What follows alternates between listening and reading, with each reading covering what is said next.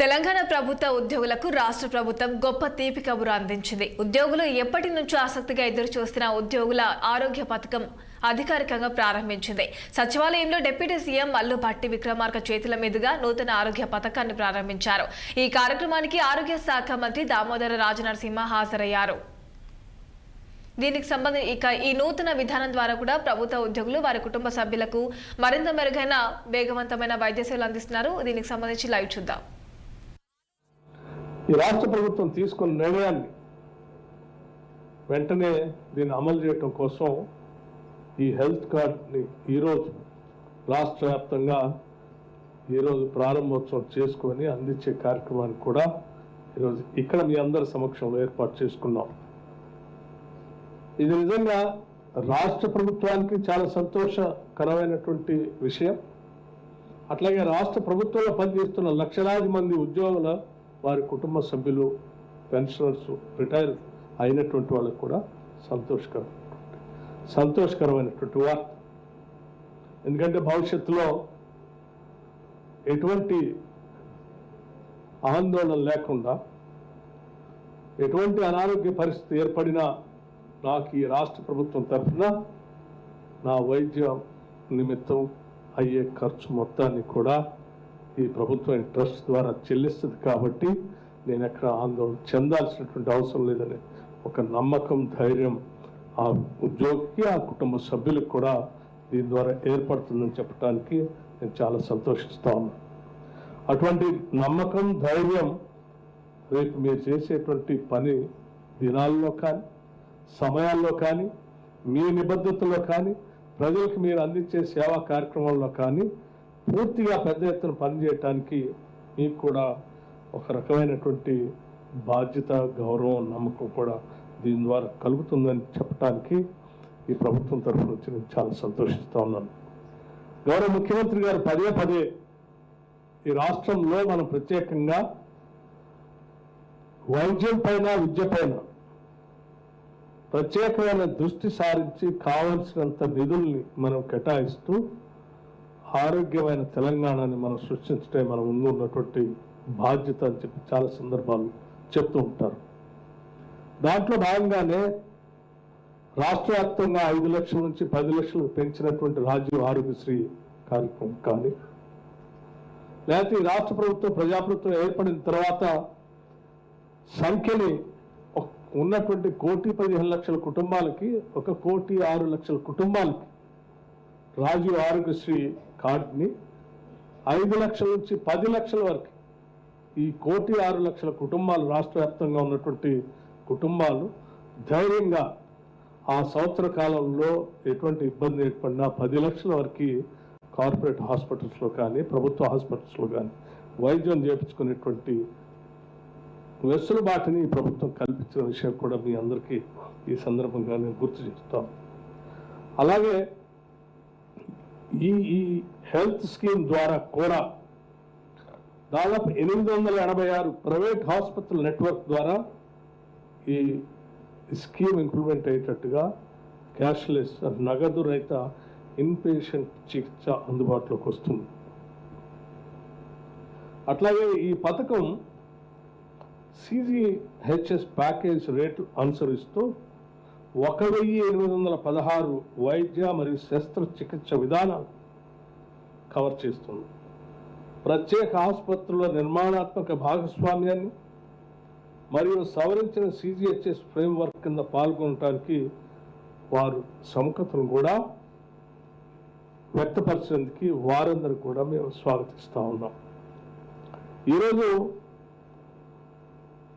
ఈ పథకంలో లబ్ధి పొందుతున్నటువంటి ఉద్యోగస్తులు మరియు పెన్షనర్లు ఇప్మిస్ డేటాబేస్తో కూడా అనుసంధానించబడి వారికి ఎటువంటి ఇబ్బంది లేకుండా కార్యక్రమాలు భవిష్యత్తులో జరిగేటట్టుగా పకడ్బందీ వ్యవస్థను రాష్ట్ర ప్రభుత్వం ఏర్పాటు చేసిందని చెప్పడానికి కూడా సంతోషిస్తాను. అట్లాగే నేను మరొక విషయం కూడా చెప్పదలుచుకున్నాను. గత TRS ప్రభుత్వంలో ఈ రాష్ట్ర ప్రభుత్వంలో పనిచేస్తున్నటువంటి ఉద్యోగస్తుల సంబంధించి ఈ హెల్త్ స్కీమ్ ఎప్పటి నుంచో కావాలని కోరుతూనే ఉన్నారు. అడిగారు, రిప్రజెంట్ చేశారు. చాలా సందర్భాల్లో మరి సకల జనులు సమ్మె పేరు మీద ఈ రాష్ట్రంలో పనిచేసిన ప్రతి చిన్న ఉద్యోగం దగ్గర నుంచి పై ఉద్యోగం వరకు పెద్ద ఎత్తున పోరాటం చేసి అందులో పాల్గొన్నారు. కానీ వాళ్ళకు సంబంధించినటువంటి ఈ హెల్త్ స్కీమ్ సంబంధించిన అవసరాన్ని మాత్రం రాష్ట్ర ప్రభుత్వం ఏర్పడిన వాళ్ళ రిప్రజెంటేషన్ రిక్వెస్ట్లు ఎప్పుడు పట్టించుకోలేదు. మన ప్రభుత్వం ప్రజాప్రభుత్వం వచ్చిన రాగానే ఉద్యోగస్తులు ఉన్నటువంటి సమస్యలు ప్రధానంగా కేవలం ఈ స్కీమ్ తీసుకురావటమే కాదు, 10 సంవత్సరాలు ఈ స్కీమ్ ఇవ్వలేదు. ఉద్యోగస్తులకి అందుబాటులో ఉన్నటువంటి పెండింగ్ మెడికల్ బిల్స్ కూడా క్లియర్ చేయకుండా పెండింగ్ పెట్టిపోయి వేల కోట్లు పెండింగ్ పెట్టిపోయింది. ఉద్యోగస్తులకు సంబంధించిన పెండింగ్ బిల్స్ దాదాపు నియరింగ్ అబౌట్ 10,000 crores 10,000 కోట్ల రూపాయలు ఉద్యోగస్తులకు సంబంధించిన పెండింగ్ బిల్స్ అలా వదిలేసి వెళ్ళిపోతే మీ అందరితో కూర్చొని మాట్లాడి దశల వారీగా క్లియర్ చేసుకుంటూ పోవాలన్నటువంటి ఆలోచనతో మొదటి నెలలో కొంత, ఆ తర్వాత దాన్ని పెంచుకుంటూ 500 కోట్ల నుంచి 750 కోట్ల నుంచి 1000 కోట్ల నుంచి ఈరోజు 2,000 కోట్ల రూపాయలతో ప్రతి నెల వాటిని క్లియర్ చేసి సాధ్యమైనంత వరకు త్వరితగతిన ప్రతి నెల మినిమం చేసి వాళ్ళ పెండింగ్ బిల్స్ లేకుండా చేయాలన్న ఆలోచనతో ముందుకు పోతున్నాం. నేను మరొక విషయం కూడా చాలా స్పష్టంగా చెప్తున్నాను. ఆ పెండింగ్ బిల్స్తో పాటు మరీ ముఖ్యంగా మానవీయ కోణంతో మెడికల్ అండ్ హెల్త్ సంబంధించిన బిల్స్ ఏ ఒక్క రూపాయి కూడా ఒక్కరోజు కూడా పెండింగ్ ఉండటానికి లేదు. ఏ రోజు ఆ రోజే క్లియర్ చేయాలని చెప్పి ఆర్థిక శాఖలో నిర్ణయం తీసుకొని టోటల్గా 10 సంవత్సరాల నుంచి పెండింగ్ ఉన్న బిల్స్ కూడా ఈరోజు ఒక్క రూపాయి కూడా పెండింగ్ లేకుండా మెడికల్ బిల్స్ని క్లియర్ చేస్తూ వస్తూ ఉన్నాం. మెడికల్ అండ్ హెల్త్ సంబంధించిన పెండింగ్ బిల్స్ ఎందుకు అంత సీరియస్గా తీసుకొని చేస్తున్నాం అంటే, ఎంతో ఈ ప్రభుత్వానికి ప్రజలకు సేవ చేస్తున్న ఈ ఉద్యోగం సంబంధించిన కుటుంబ సభ్యులు ఏదో ఆసుపత్రుల్లో వైద్యం చేయించుకొని వస్తే ఆ బిల్లు ఎక్కడో అప్పు తీసుకొచ్చి కట్టితేనో లేకపోతే ఇంకో రకంగా ఉంటుంది, అది తీర్చలేక రోజు వాళ్ళింటికి ఎవరో వస్తే తను మొదలు పడుతూ ఇక్కడ ప్రభుత్వంలో వచ్చి పనిచేసే అవుట్పుట్ కూడా సరిగా ఉండదు. కుటుంబ సభ్యులు కూడా ఏం పని చేస్తామని ప్రశ్నించేటువంటి పరిస్థితి వస్తుంది. ఇది అత్యంత మానవీయ కోణంతో చూడాల్సిన అవసరం ఉందని చెప్పి మాకు ఎన్ని ఇబ్బందులు ఉన్నా మెడికల్ అండ్ హెల్త్ బిల్స్ మాత్రం ఎట్టి పరిస్థితుల్లో ఆపేది లేదని చాలా స్పష్టంగా చెప్పి ఆదేశాలు ఇచ్చి ప్రతి నెల ప్రతి 15 రోజులకు ఒకసారి నేను మెడికల్ అండ్ హెల్త్ బిల్స్ సంబంధించి రివ్యూ చేస్తూ క్లియర్ చేసుకుంటూ వస్తాను. ఇది ఈ రాష్ట్ర ప్రభుత్వ ఉద్యోగుల పట్ల ఈ ప్రభుత్వానికి ఉన్నటువంటి నిబద్ధత, ప్రేమ, అభిమానం, ఆత్మీయత అని చెప్పడం కోసమే నేను ఈ ఉదాహరణ మీ దృష్టికి తీసుకొని వస్తా ఉన్నాను. యావత్ క్యాబినెట్ మొత్తం ఎప్పుడు క్యాబినెట్ సమావేశాలు జరిగినా ఆ క్యాబినెట్లో ఉద్యోగస్తులకు సంబంధించిన ఏ అంశం వచ్చినా వెంటనే పాజిటివ్గా స్పందిస్తూ ముఖ్యమంత్రి రేవంత్ రెడ్డి గారి దగ్గర నుంచి మొదలు పెడితే ప్రతి మంత్రి ఈ రాష్ట్రంలో పనిచేస్తున్న ఉద్యోగుల అవసరాల కోసం పూర్తి స్థాయిలో మానవీయ కోణంతో ఆలోచన చేసి ఈ కార్యక్రమాలను చేసుకుంటూ వస్తున్నాం. కాబట్టే ఈరోజు ఇవన్నీ మనం ఇంత త్వరితగతిన చేసుకోగలిగామని ఈ సందర్భంగా మీకు మనవి చేస్తూ మరొకసారి మీ అందరికీ నా హృదయపూర్వకమైనటువంటి అభినందనలు తెలియజేస్తూ we wish you all the best. ఈ కార్యక్రమం ద్వారా మీ అందరికీ ఒకటే విజ్ఞప్తి చేస్తా ఉన్నాం. ఈ ప్రభుత్వం అనేక ప్రజా సంక్షేమ కార్యక్రమాలు తీసుకొని ముందుకు పోతా ఉంది.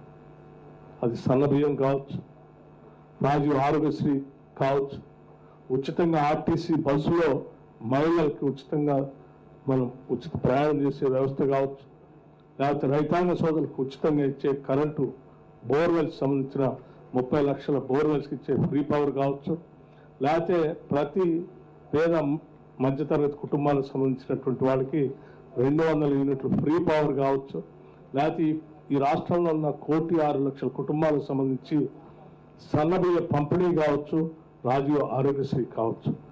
ఏ ప్రజాహిత సంక్షేమ కార్యక్రమాన్ని ప్రభుత్వం తీసుకున్నా ఆ కార్యక్రమాలన్నింటినీ ప్రజల దగ్గర చేర్చడం కోసం మీరంతా చిత్తశుద్ధితో, నిజాయితీతో, మానవీయ కోణంతో ఆ ప్రజలకు అందించే కార్యక్రమంలో పెద్ద వారధులుగా పనిచేయాలని చెప్పి మీ అందరికీ మనస్ఫూర్తిగా కోరుకుంటూ ముగిస్తా ఉన్నాను. నమస్కారం. జై హింద్, జై తెలంగాణ.